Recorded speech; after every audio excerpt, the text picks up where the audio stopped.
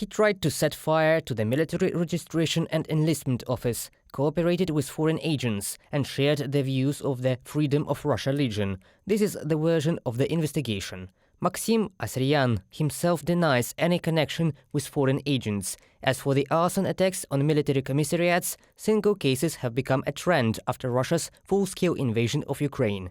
According to the Inform Napalm volunteer community, there were 16 arson attacks from February to August 2022.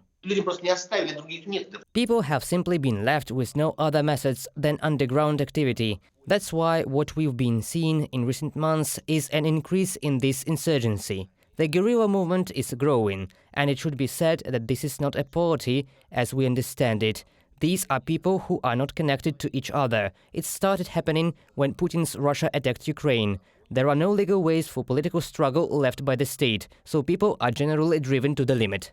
At present, the law enforcers not only detain those who are undesirable to Putin's regime, but also try to accuse them of mental disorders. Thus, the investigators ordered a psychiatric expertise of Anatoly Nogovitsyn, chairman of the Yakutsk branch of the Yabloko party and a former associate of Navalny. He has repeatedly made anti-war statements, including condemning Putin's decision on partial mobilization.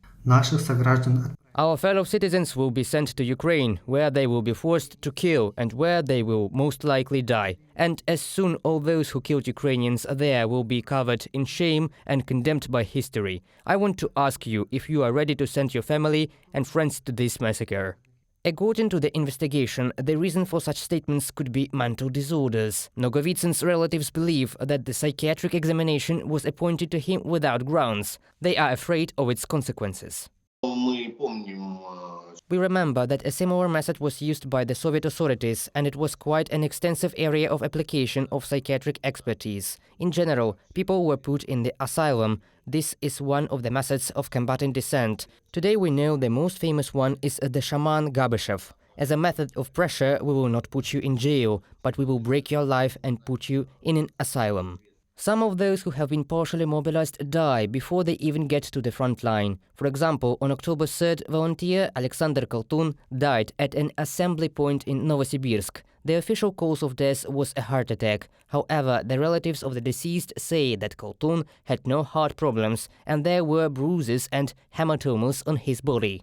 The body was brought with a big delay for some reason on the night of October 9 to 10, so we didn't have time to look at it properly. My mother was confused. After the funeral, we started discussing the obvious dent on his nose. His whole face was covered with posthumous makeup, but even it could not hide the bruises and hematomas. Anastasia Pestova, family friend, quoted by Current Time. Vandalism prosecutions continue in Russia. For example, Moscow State University student Viktor Gorelyshev was prosecuted for writing "No War" on a monument to Mikhail Lomonosov. According to the OVD Info, an independent media project on human rights and political persecutions in Russia, more than 300 people have already become defendants in criminal cases brought over protests against Russia's full-scale invasion of Ukraine. Reported by Pavel Steinmach, Yulia Hranovska, UATV News.